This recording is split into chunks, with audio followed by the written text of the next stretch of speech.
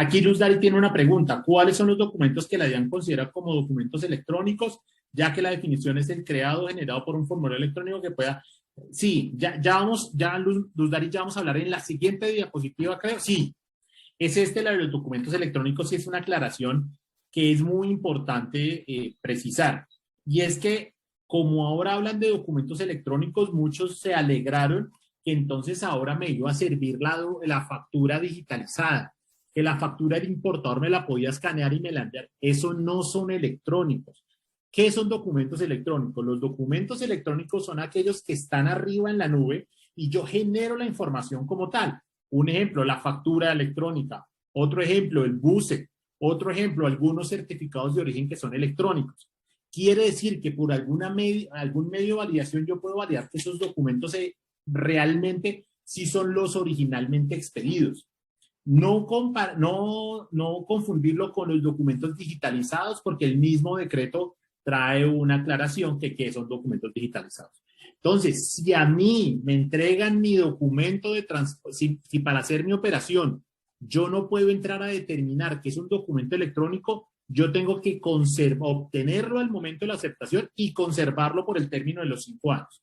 Es muy diferente un documento electrónico a un documento digitalizado. Listo. En declaraciones de exportación hubo un cambio que me parece importante. ¿Qué cambios trajo? Que la declaración de exportación yo tenía que tener el original como estaba redactado el régimen de aduanas. Ya no, ya puedo tener copia de la declaración de exportación pues para mis reimportaciones. Estableció nuevamente un numeral por allá residual que había que cualquier documento que establecidos en normas especiales lo volvió a traer el decreto 360. Aclaró que los desgloses son solo para declaraciones manuales, exceptuando el OEA, como ya lo vimos, pero ojo con esto, también para los despachos parciales, porque acá estamos viendo muchos temas que obviamente son favorables, pero tenemos que entrar a revisar el problema que podrían llegar a tener. Entonces, los documentos ya no tengo que hacerles el registro del original, ya solo son cuando es de inspección física, pero ojo, también cuando son parciales. Cuando yo tengo un registro de importación y tiene varias operaciones de comercio exterior. Para el retiro ya no se van a requerir los originales del depósito, sino simplemente se verifican las declaraciones. Aquí hay una aclaración creo que importante que no la hice en la diapositiva anterior, que si bien es cierto la norma dice que ya cuando yo tengo levante en lugar de arriba y me lo traslado a un depósito, ya no tengo que pedir corrección de la declaración.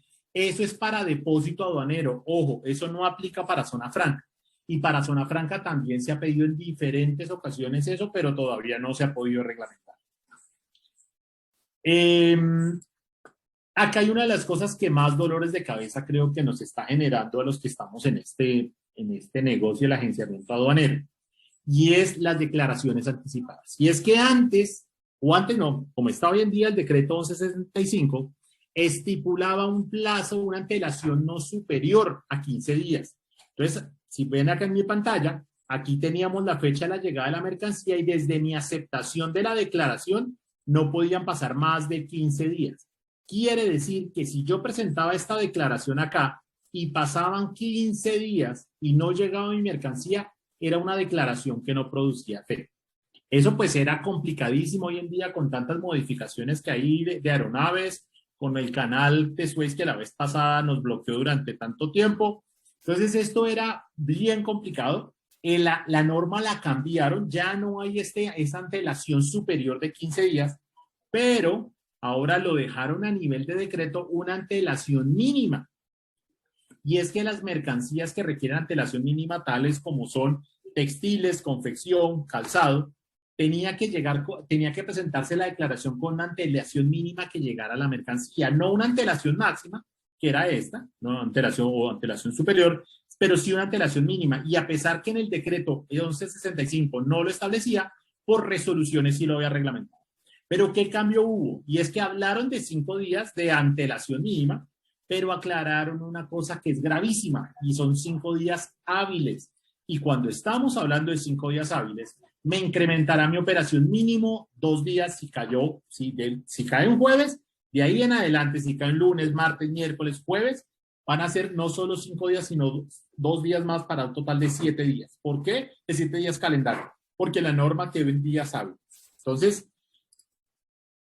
¿Cómo quedó hoy en día? Entonces, si yo presento una declaración anticipada sin cumplir con el plazo de los 5 días hábiles, mi declaración estaré sujeto a una sanción. ¿De cuánto? Del 1% del valor FOB, máximo 300 VTs. Eso también fue bueno, ¿no? Porque antes yo pagaba 300 VTs, entonces a los que traían confecciones de muestras, zapatos de muestra, y la DIAN les hacía, o la DIAN o el operador de tráfico postal les hacía cambio de modalidad, como no había presentado declaración anticipada, tenía que pagar una sanción de 300 VTs. Ahora pago solo del 1% del valor FOB, máximo 300 VTs. Listo. Ah, bueno, aquí con las anticipadas algo gravísimo, y es que antes, si yo salía, si yo tenía levante, esa sanción la tengo que pagar en lugar de arribo y antes de levante. Si yo tengo levante después de levante y presenté una declaración anticipada, ya sea extemporánea, o presenté una declaración diferente a la anticipada, como por decir alguna inicial, yo lo que tengo que hacer es pagar el 50% del valor de rescate. Entonces, ojo con eso, porque antes pagaba el 20%, ahora volvimos a subir al 50%. Bueno. Con el artículo 185 hay unas modificaciones importantes. Las tres de los debates siguen siendo igual. Con las controversias de valor hacen una aclaración importante, y es las facturas duplicadas. Y es que dice que si hay dos facturas iguales con el mismo proveedor, de la misma numeración y de la misma fecha, causa aprehensión de la mercancía. Eso ya estaba, pero el cambio que hay